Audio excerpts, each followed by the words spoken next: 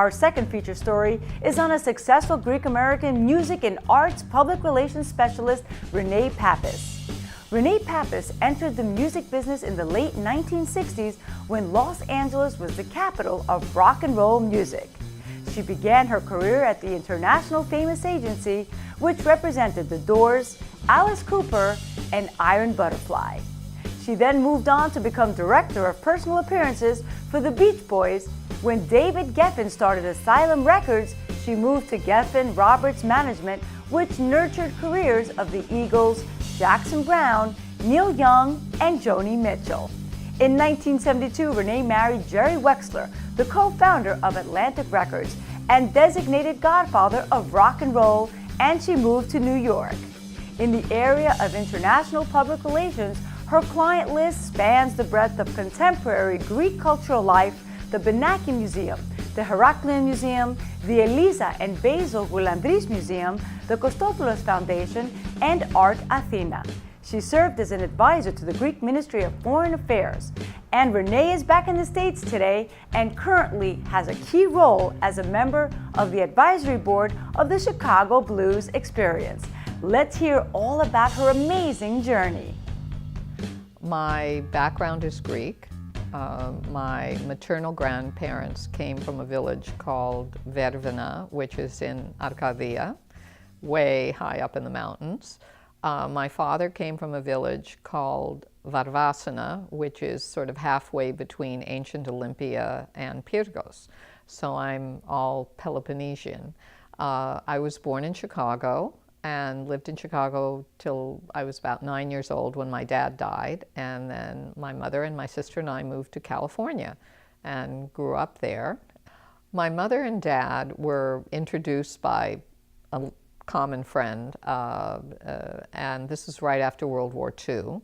My grandfather, who had come over in 1897 and went into partnership with two brothers who then brought over their sister, who he then married, they had grocery stores, right? You either have a grocery store or a restaurant, one of the two. And my grandfather and his partners, my grandmother's brothers, had, I think, 3 or 4 grocery stores. So my mother was raised with the church, with, I think they were some of the founding fathers of Gimisis, and that was in the 1920s and 30s and so forth. The great story is my father coming to the United States. This is incredible. My dad was in love with this girl in the village and in Varvasana, and there was a bandit who was in love with her called Katsiko Petros, okay, get this. And so there was a gunfight in the town square between my father and this guy. And anyway, the guy then ran away, and my father's older brothers decided that they all had to get out of the country or else they were either going to get arrested or get caught up in a vendetta. So they all left. And somehow they got passports. I even have his passport. It's actually interesting because it's in French and Greek, his passport. And they somehow got themselves out, and they went to Massachusetts initially. And then they went to Chicago. And my father owned barbershops and a bar and just all sorts of things. And then he and my mother were introduced by, I don't know if it was a real proxino or something, but anyway, they met and they were married. And then I came along and my sister. And we lived in Chicago until my dad died. I was about 8 and a half. And then we moved to Southern California. In my teenage years, my sister and I hung out with a lot of surfers in Huntington Beach and Newport Beach. A friend of the family bought a club in Huntington Beach called the Golden Bear, which was essentially a folk club, and then started booking acts that were coming along, what you would call folk rock acts. When Dylan went electric and so on, all these things started happening. And eventually, he would ask my sister and I to go up to see bands at the Whiskey, at concerts, and we were essentially booking the club. So we got to meet everyone, the Buffalo Springfield, the Byrds, Janis Joplin. In 1967, we went to the Monterey Pop Festival, which of course brought in all sorts of different acts. You had the LA acts, the Byrds, the Buffalo Springfield. You had the San Francisco acts, the Grateful Dead, Jefferson Airplane, and of course Janis Joplin, who was a phenomenon. And then you had all of these English acts coming in that no one in the US had seen at that point. The Who, Jimi Hendrix. It was an incredible event because you had so many different styles of music, so many different kinds of musicians, and everybody together for 3 days. It was probably one of the most amazing 3 days I've ever spent in my life. And that summer at the club, at the Golden Bear, we booked all of them. And eventually my sister and I got into the real music business. And I became an agent at well, it was then Ashley Famous, then it became IFA.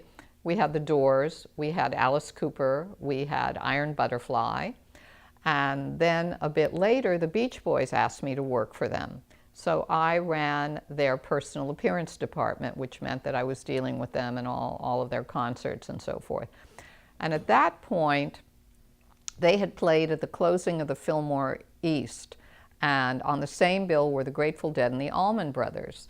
And my future husband, Jerry Wexler, had recorded that album. And I was asked to have a meeting with him several months later, and that's how I met him, over the Beach Boys. Then after that, I left the Beach Boys and I went to work for David Geffen, who had just started a record label called Asylum Records. And on that label, of course, were the Eagles and Jackson Browne and Linda Ronstadt. And of course, we all became great friends at that time. And then I eventually married Jerry and moved to New York. Now, Jerry was a partner in Atlantic Records. He became a partner in Atlantic Records in the early 50s, along with Ahmet and Nesui Erdogan. The artists that they had at the beginning, Ray Charles, the Drifters, the Coasters, Ruth Brown, all these legends. Then eventually they were signing rock and roll acts as well. Their first white artist was Bobby Darin. Then Jerry signed Aretha Franklin and was producing all of her hits, of course, Wilson Pickett. He then went on later when we were together and he produced Bob Dylan's two albums with Bob Dylan. Actually, that was the first time Bob ever won a Grammy, was the album that Jerry produced with him. And he also produced Dire Straits. He produced a number of very, very interesting artists over the years. I mean, and I think one of the most exciting events that we went to is he was nominated for an Academy Award for the soundtrack of Pretty Baby. And that was a film that Louis Malle directed with Brooke Shields and Susan Sarandon and Keith Carradine. Anyway, it was a terrific film. He was nominated for an Academy Award. We went, of course, it was great, but he lost. We had an apartment in Manhattan on Park Avenue, and we had a house in East Hampton. So at both houses we entertained. We entertained a lot. I averaged one dinner party a week, sometimes two. And the people that came to the dinner party could be everyone from Bob Dylan to Mark Knopfler and Dire Straits. Linda Ronstadt was at our house many, many times, especially when Jerry was producing an album with her, a jazz album. People like Teddy Pendergrass, Aretha, the members of the Modern Jazz Quartet. So many artists, so many people. We just had a marvelous time, both in the city and in the country. And then, of course, in the country, people would stay over the weekend. So that was pretty wild, actually, dealing with everybody. It was a big house, so we had enough. We had a lot of guest rooms, so it was quite wild, actually. Sometimes the people that would show up. We had a really interesting group of people coming through the house, and it was an incredible time. Paul Simon lived nearby. We were very close to Paul, and Shelley Duvall, who is a great friend of mine still.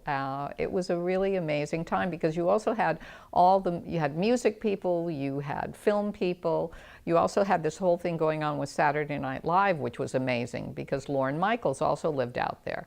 So it was an incredible era, and Lorne started a tradition of doing a party at the end of the summer that he called the White Party. And so everybody had to show up in white. And the McCartneys, Paul and Linda, would always come in at that point in August in the summer with all their kids because, of course, her father, Lee Eastman, had a house in the Hamptons. Her father, Lee, was a very well-known music business lawyer, and so Jerry knew him quite well. So there would be all of them out there, the McCartneys and so forth, and Lorne Michaels, and it was great. I didn't really speak Greek. I went to 1 year of Greek school. And after my dad died, my mother really wasn't speaking Greek that much and so forth. And we were in Southern California. Of course, we went to church and Sunday school and all of that. And then after Jerry and I separated, I met a Greek. I met an actor called Spiros Fokas, who had a long career in Italy. He'd made a lot of wonderful films there with Luchino Visconti and the Tavianis, and he was then living in Greece. And we met, and we had a wild courtship, and then we got married. And at that time, then I suggested to Spiro that he needed an agent in London, and he did get an agent. And the first thing that happened is he got the film Jewel of the Nile with Michael Douglas and Kathleen Turner and Danny DeVito, and he was the villain. And he played this Gaddafi character. And the thing that was really kind of hilarious after that was in one of the scenes in the movie, he wears this white uniform with these gold epaulets and all these incredible medals and everything. And like a month after the movie came out, Gaddafi was wearing the same thing the next time you saw him. And interestingly enough, too, when he was making that movie, Spiro has to give this speech to his people, and he gave it in Arabic. Of course, he did it phonetically. But this, you know, with shooting, this takes days and days and days. Okay, so he would come down from that, and these Moroccan extras, they really thought he was the new guy, and they wanted to touch him because in Arab society, if you touch someone who's powerful or who's whatever, that's good luck for you. Well, I think when I married Spiro, I'd been always very serious, extremely, I'm still organized, but the point is I was very aware when I was married to Jerry because he was so much older than I was. I didn't want to appear flitty and so on and so forth. So I was always very serious. I mean, when I was married to Jerry, I was even president of the board of our co-op building. Well, I mean, Jerry and I had a 30-year difference, so I was always attempting to be serious and older and so on and so forth. Spiro, of course, was a Zorba-like character, you know, sort of free spirit and so forth. And he, yes, there were lots of things that I certainly never even imagined doing. I mean, going to Bazookia, I mean, forget it. I mean, you know, being out until all hours of the evening, you know. So this was a whole new adventure for me. As an American living in Greece, it was very interesting for me during that time because it was the early 1980s. It still felt a little remote. There was no internet. Greek TV was on like 4 hours a day or something. I mean, it was definitely a different, the shops closed, the supermarkets at 2 o'clock in the afternoon. I mean, it was totally another world, and trying to get just the daily living and how to get things done. I knew a lot of people because Jerry had a rather large art collection. So I had met Alexander Yolas in New York, and I knew a lot of people in the art world. I met Ian Varese and all sorts of people. And so I started getting involved in the arts. I mean, I was always involved and interested and so forth, but in Greece, yes, I got involved very much in the arts. And actually, after Spiro de Jewel of the Nile, we moved to LA. And we were there, and he did a number of films. He did Rambo 3 and a number of TV things, Murder, She Wrote, and all sorts of things. But in any case, we broke up. And strangely enough, after we broke up, I decided to move to Greece back to Greece on my own. And I was working with producers called David and Zev Braun, who were producing a mini-series on Alexander the Great for the Turner Network. And we were proceeding with it. I was liaisoning with different levels of the Greek government about extras, about this, that, and the other. Anyway, unfortunately, it never happened. But once I got there and I was in Greece and I'd purchased an apartment overlooking the ancient Agora, which was quite lovely and romantic and all that sort of thing, I started working with a number of museums like the Banaiki, the Galandris Museum in Andros, with the municipality of Rhodes, and I was very busy doing international press for them. Then eventually I was appointed on the board of the Zappian Foundation, and I was then appointed as an advisor to the Deputy Minister of Foreign Affairs, Thodoros Kasimis. And so I got very involved in Greek cultural life, and then 2 years ago I moved back to the United States, to my hometown, Chicago. I really enjoyed the time I spent in Greece because I was working on so many different levels promoting Greek culture. In addition to working with the museums and galleries and sometimes individual artists, I also worked with CNN, bringing one of the art shows to shoot in Greece on 3 different occasions. I was dealing with international press at Euronews, at Wall Street Journal, and what was really terrific for me was I got a great deal of satisfaction out of seeing these stories being broadcast and in print, and I felt that I was really contributing to promoting Greek culture internationally.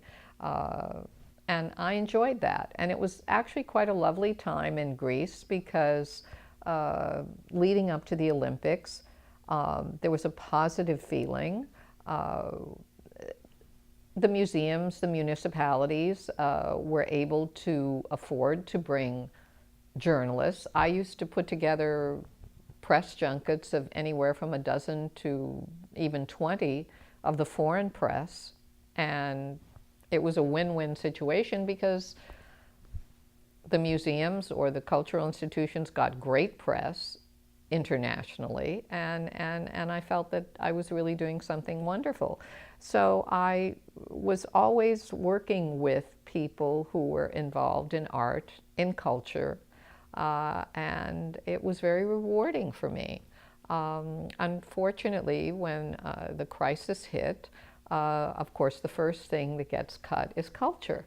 And so you saw all of these things happening with museums closing an extra day or even 2 days a week, no budgets for publicity, and it was a very, very, very sad situation. And I think I looked at the whole situation, and the Greece that I enjoyed, and the Greece that I admired, and the Greece that I worked so hard to promote was falling apart. I'm now living in Chicago. I'm on the advisory board of a new museum that will open called the Chicago Blues Experience, which is about the blues. And it's really fun for me and really exciting. And I've been, again, through that, reconnecting with a lot of my music business pals from many, many decades past, and that's very exciting. I'm now collaborating with an art gallery in Chicago, Hilton Asmus Contemporary, and incredibly, by chance, they had represented a wonderful Greek artist called Kostis Georgiou, and we have an exhibition coming up in February of 2016. In addition to that, I'm also creating exhibitions on rock and roll photographers, and we have an exhibition coming up in September with the photographs of Corinthia West, Patty Boyd, and Henry Diltz. And we're also doing a number of others over the summer that will be coinciding with the blues and jazz festivals and the Grateful Dead concerts that are coming up in July. So my whole music thing is coming full circle, and I'm enjoying that immensely. And both with the museum, the Blues Museum, and with the gallery. Say that you're proud to be Greek and you're very upset about what's going on, but blah, blah, blah, blah, blah. Let's close it off. I'm very proud to be Greek. I spent a number of years in Greece promoting the things that I believe are important, which is art and culture. And all I can say is that I hope that there is a light soon at the end of the tunnel and that things will turn around. Unfortunately, many times in order for things to change, things have to come to a turning point.